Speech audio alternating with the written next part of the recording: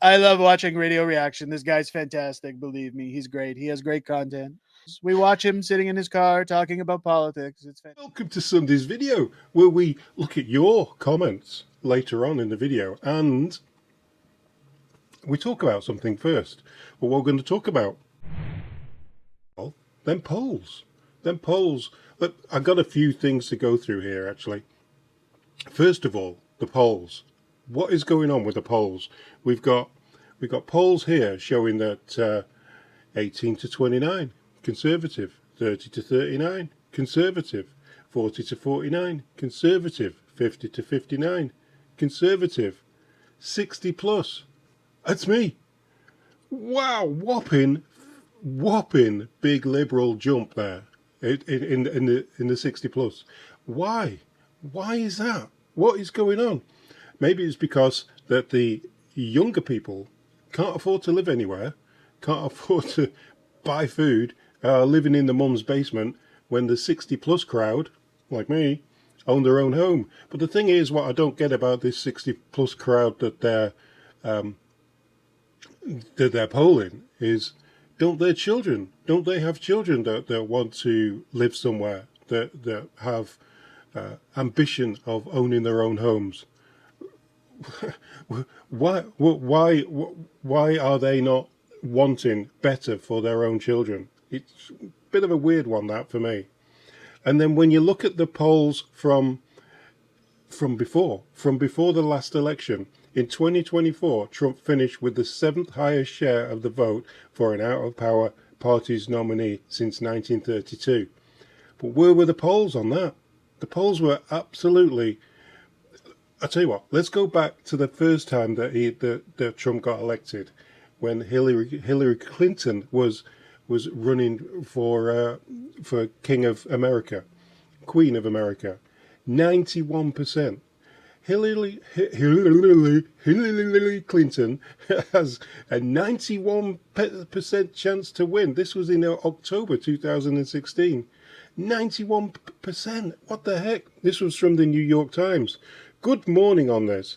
The 21st day before the election, Hillary Clinton's chances reached 91% last night, their highest point yet in this election cycle. The latest rise comes from gains in Arizona and Georgia, as well as hints of further weakness in typically safe red states like Alaska and Utah. How did that work out? Oh, wow. So then we swiftly move on to the Trump versus Harris era, and we see that Trump and Harris polling averages, Kamala Harris is on top of Trump. She's leading. But then what did that turn out to be in the election? Trump wins 312 to 226. Yeah, who's making these polls up? So okay, so you might think, well, do a poll yourself. Well, I did. I live in a town that voted Liberals in the provincial election, right? They voted in a Liberal to run this town, Ajax, Ontario.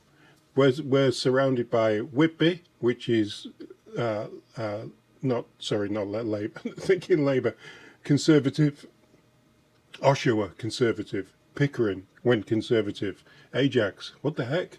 It went Liberal. So I did a poll. I did a poll here, and if you look, Conservatives came out on top with the poll, and Conservatives got... There wasn't many people voting because I think people are a little bit fed up of the... This was in a group chat. This was in the town Facebook group. 54% said Conservative for the federal election. That's in a really proper hardened Liberal seat, Liberal riding, that's what you call it. And then you look at something like Polymarket, and it's next Prime Minister of Canada, Mark Carney, 57%. Pierre Poilievre, 43%. How can that change so quickly? How can that change from a huge majority for Conservatives within a week of Mark Carney taking over the reins as forced in their Prime Minister? How can that suddenly change into a massive majority for Carney. It didn't happen. And now we've even got the Daily Telegraph, right? Carney accused of plagiarism at Oxford. It's all over the news. It's all over the media platforms, but nothing yet on CBC. So let's see what happens there. Anyway, let's have a listen to Derek from Unacceptable Fringe. we got a mention on there. It was really fun. And what a great channel Unacceptable Fringe is. What a great channel. It may be one of the best channels. Maybe one of the best channels. I can't do Trump, but Derek can. Thank you. Radio Reaction. Great channel, by the way. I know I say it every time he comes in here, but guys, go check him out. Fantastic channel. He's got some really good talking points. I love watching Radio Reaction. This guy's fantastic. Believe me, he's great. He has great content. I know people can't see me doing the hand thing. I'll raise my hands a little. You gotta do it much higher. We like watching Radio Reaction in this house, okay? We watch those videos. We watch him sitting in his car talking about politics. It's fantastic. Go watch Radio Reaction. This is Canada 2025 under the Liberal government. And welcome to the comments part of this video, finally. Thanks for that, Derek and Tiffany. Thank you for promoting my channel and your channel. I'll promote your channel and my channel, but I think people are already watching your channel, mate. You're doing really well, and yeah, hope you ever. Oh, he's just moved house as well, so yeah, there's a lot of upheaval in the Unacceptable Fringe home at the moment, and they're busy sorting out a new studio, so that will be interesting. Warning: Britain warns Canada a second time about Mark Carney. So many people think that Liz Truss has got something against him, or she's just using this for an excuse for her failed government. And seriously, right, we're just going to do one set of comments. I just want to say something now, right? And this might be a little bit controversial, because let's look at Trudeau all the way up until about 5 years ago, right? He got voted in again, didn't he? People didn't hate him as such until really the carbon tax and a few of the other net zero things came in, right? Who is responsible for that? Mark Carney. That was his agenda. If Mark Carney had left England and had come to try and help, just looking at the bird there, hold on. How cool is that? Where were we? If Mark Carney hadn't have come in and started dictating what the Liberal government of Canada needed to do and pushing his WEF agendas, I wonder if Trudeau would still be in power now. I wonder if he would have resigned or not, because I don't think as many people would have hated him as much. And just wait till this guy, he is now. Look at him. Like a leopard can't change its spots, as far as I'm concerned. You know, this guy, this Mark Carney guy, he's a net zero zealot, and so is his wife. They're both really, really, really environmental crazy nuts, right? And they will crush and ruin every country to meet their own agenda. That's my opinion on that, right? Allegedly.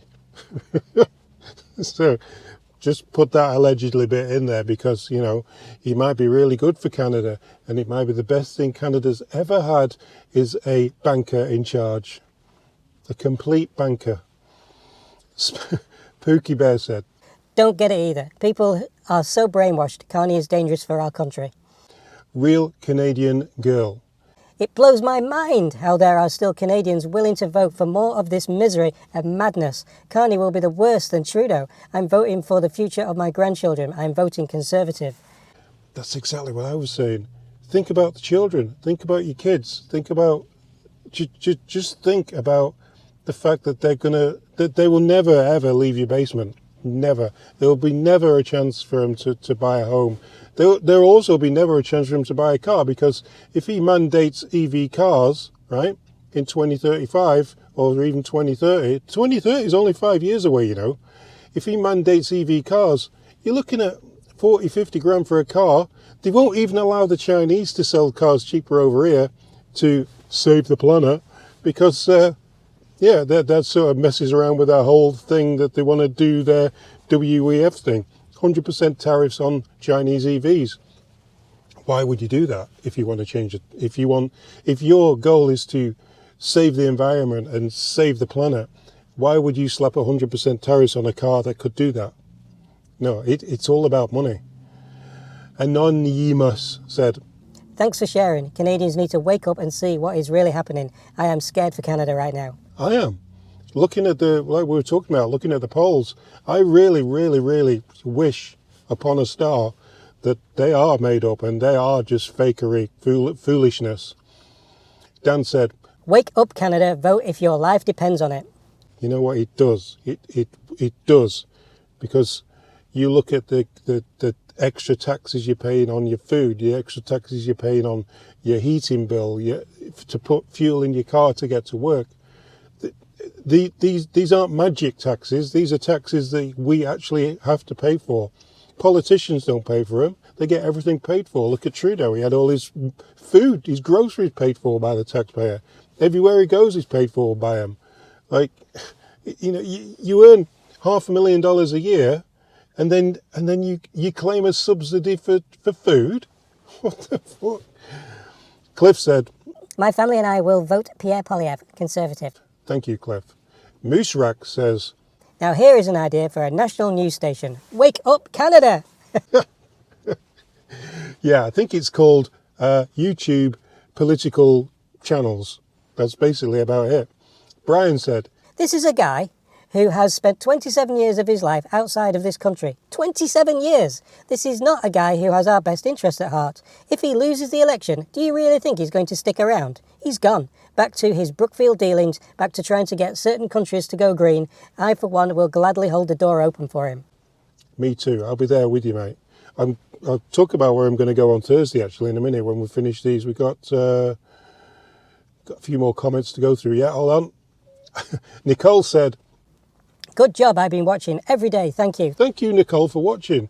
Thank you for subscribing and for liking. And anybody who subscribed it and liked it, awesome. Great job, guys.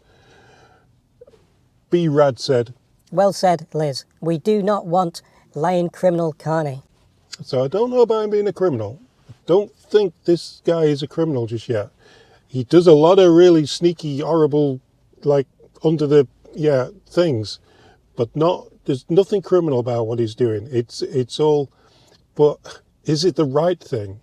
We can do bad things. They don't have to be criminal, but are they the right things for our country? JRO said, Most Canadians have no idea how Carney got in. He's a wrecking ball. Fingers crossed that the Conservatives get in this time. It's very worrying if they don't. Very worrying. Angus Oliver said, How in God's name could anyone vote for the thing, Carney? Let's have a supermajority for Pierre. Bring it home. Alison Taylor said, This is what Pierre said in the House of Commons and got slammed for it. Yeah.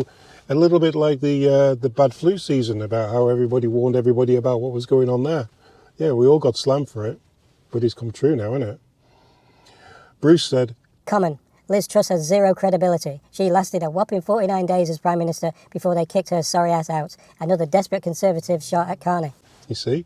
You see, there's people she comes out and talks about it, and there's people who just do not believe what she's saying. They don't believe it. Is it they don't believe it, or they don't want to believe it?